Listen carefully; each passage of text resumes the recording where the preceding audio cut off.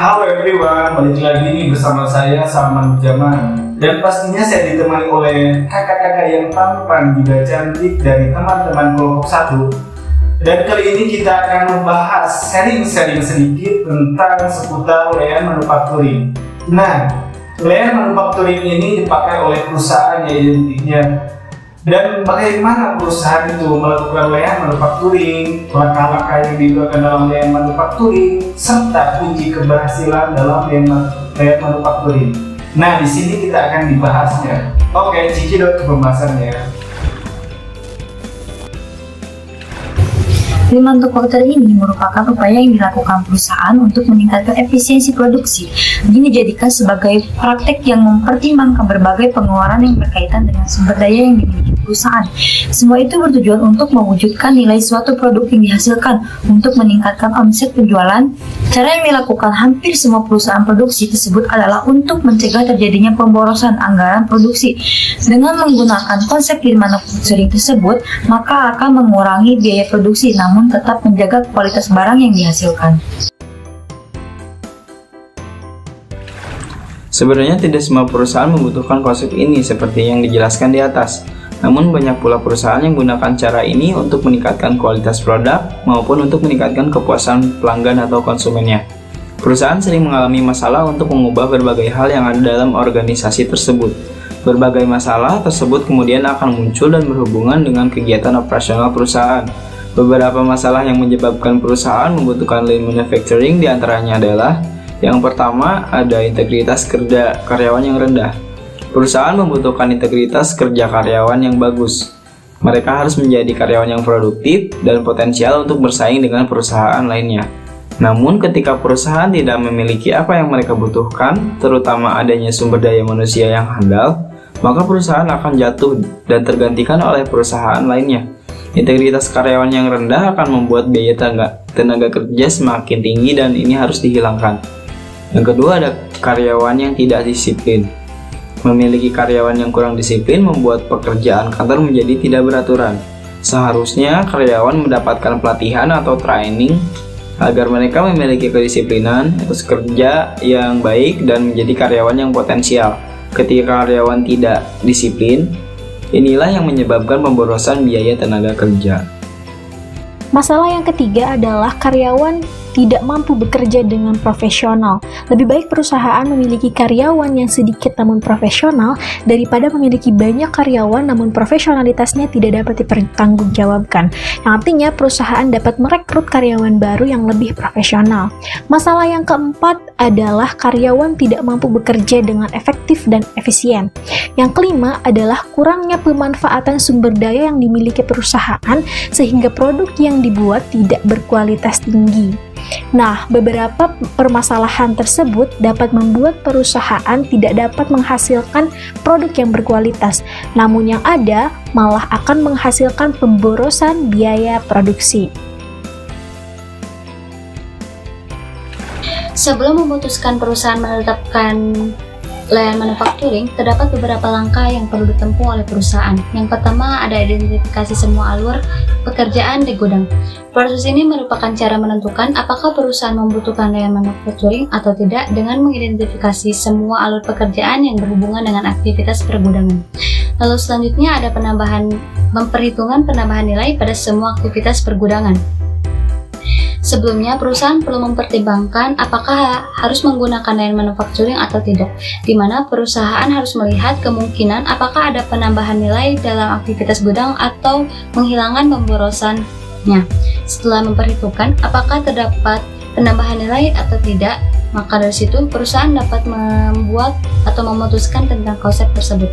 Selanjutnya ada membuat simulasi rasio nilai tambah, yaitu perusahaan dapat membuat rasio nilai tambah terhadap barang maupun pemborosan yang diidentifikasi. Simulasi ini dilakukan sebelum perusahaan akan memutuskan tentang layanan manufacturing tersebut. Selanjutnya ada evaluasi dan implementasi. Langkah-langkah sebelumnya pastilah harus dievaluasi dan diimplementasikan. Dengan melakukan evaluasi dan implementasi tersebut, kemudian perusahaan dapat melakukan presentasi kepada tim atau mendiskusikan kepada tim apakah terdapat perbaikan terhadap implementasi yang dilakukan sebelumnya. Pemborosan yang paling utama dalam konsep dan manajemen perusahaan yaitu pemborosan biaya. Biaya yang sering membengkak karena biaya gaji dan biaya lembur, tetapi terdapat biaya yang perlu diminimalkan seperti biaya air, biaya makan, biaya listrik, perbaikan, biaya bahan baku maupun biaya operasional dan operasional lainnya. Pada proses ini, maka akan diperhatikan dua nilai tambah, diantaranya adalah nilai tambah terhadap perubahan kecil atau low cost dan juga nilai terhadap perubahan besar atau high cost. Perusahaan yang telah menerapkan lean manufacturing ini, maka mereka akan menghilangkan semua pemborosan yang dianggap tidak memberikan nilai tambah terhadap produk. Tentu saja, pemborosan tersebut tidak akan dibayar oleh konsumen sehingga harus dihilangkan dan dihilangkan untuk meminimalkan biaya. Dalam lean manufacturing, terdapat beberapa pemborosan yang harus dipangkas dan dihapus, diantaranya yaitu biaya transportasi. Semua perusahaan pasti memiliki biaya transportasi yang mereka abaikan dalam laporan keuangan, padahal biaya transportasi ini termasuk biaya pemborosan, di mana perusahaan dapat menekankan atau meminimalkan biaya pemborosan. Jika perusahaan dapat menekankan, maka semakin kecil biaya transportasi, maka semakin besar laba yang didapatkan perusahaan. Tetapi sebaliknya. Selanjutnya adalah kelebihan produksi. Produksi yang berlebihan, hal ini justru akan menimbulkan kerugian pada perusahaan. Barang yang telah diproduksi tidak semuanya dijual di pasaran. Sebagai alternatif, barang tersebut akan disimpan di gudang. Bila lama disimpan di gudang, tentu bisa menimbulkan kerusakan dan tidak laku jual. Sebagai alternatif terbaik, maka perusahaan bisa membuat terlebih dahulu perencanaan produksi agar tidak menimbulkan kelebihan produksi yang berlebihan. Selanjutnya adalah penambahan produk. Penambahan produk tidak menutup kemungkinan perusahaan akan melakukannya. Penambahan produk ini sebenarnya justru akan menambah biaya produksi yang lebih besar dibandingkan ketika memproduksi barang dalam jumlah banyak secara bersamaan. Tidak mencegah penambahan produk ini, untuk mencegah penambahan produk ini, maka perusahaan bisa membuat perencanaan produksi sebelum melakukan proses produksi barang. Selanjutnya adalah operasional. Kegiatan operasional dalam perusahaan atau pabrik kadang tidak semuanya bermanfaat atau menghasilkan nilai tambah terhadap barang yang diproduksi. Karena ingin meminimalkan biaya, maka segala aktivitas yang kurang atau tidak penting dan tidak menambah nilai barang harus dihapus. Selanjutnya adalah persediaan. Terlalu banyak menyimpan persediaan atau melakukan pengadaan inventory di gudang. Hal ini akan mengurangi modal perusahaan. Pengadaan inventory bisa didasarkan pada kebutuhan perusahaan dalam jangka pendek, menengah, atau jangka panjang sesuai dengan kebutuhan pabrik. Selanjutnya adalah barang cacat. Barang cacat tentu saja harus diganti dengan barang baru karena konsumen tidak akan mau membeli barang yang cacat. Kecacatan tersebut, barang tersebut akan memperbesar biaya produksi karena akan bertambah produksi suatu barang untuk menggantikan barang yang cacat tersebut. Jika hal ini terus terjadi pada saat proses produksi, maka perusahaan akan mengalami kerugian. Cacat barang bisa dihindari dengan melakukan beberapa evaluasi dan pengamatan sehingga produksi barang akan semakin.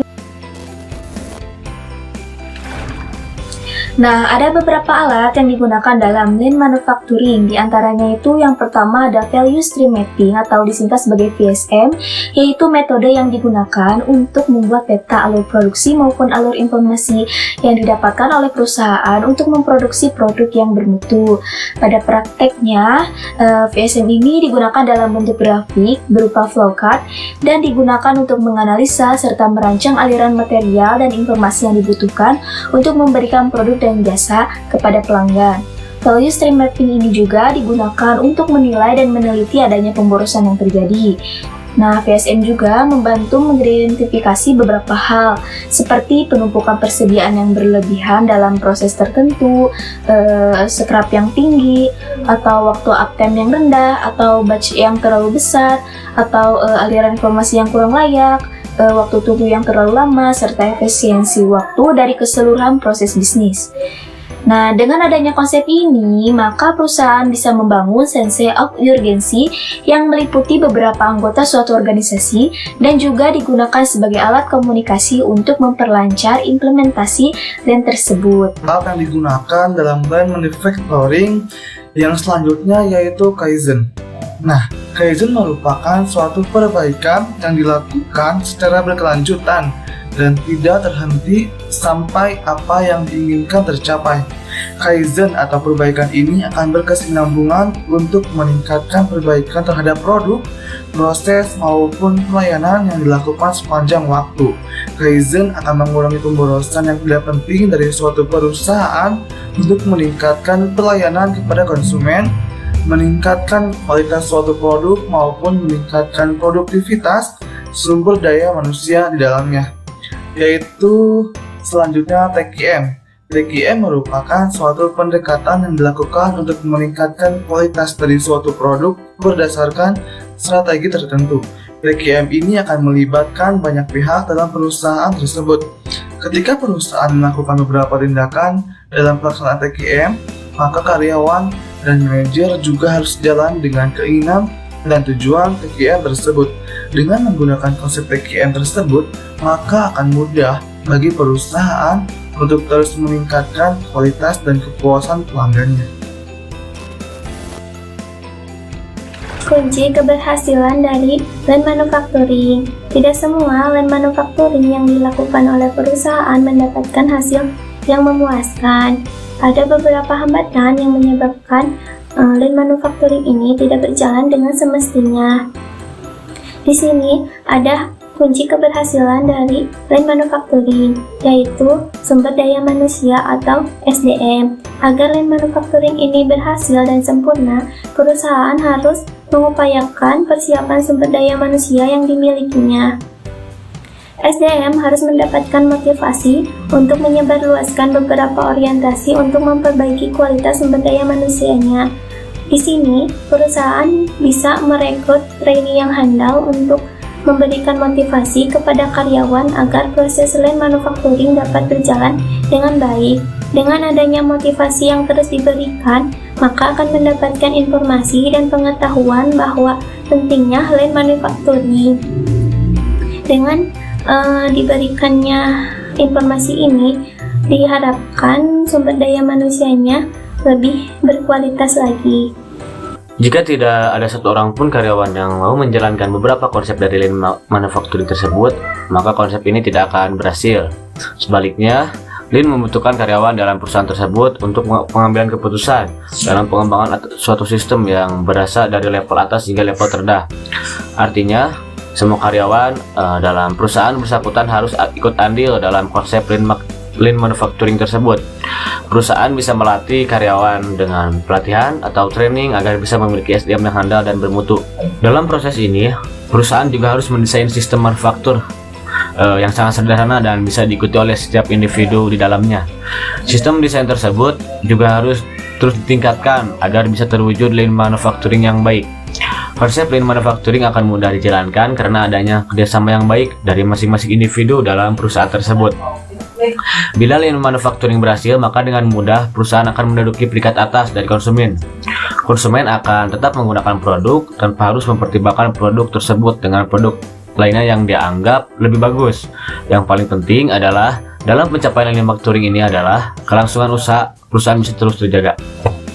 Oke everyone, mungkin cukup segitu ya pembahasan dari kami seputar tentang lean manufacturing itu. Nah, pastikan everyone sekalian sudah membayangkan apa sih lean manufacturing itu, dan pastinya lean manufacturing itu merupakan penting bagi perusahaan. Nah, cukup sekian dan terima kasih. Wassalamualaikum warahmatullahi wabarakatuh.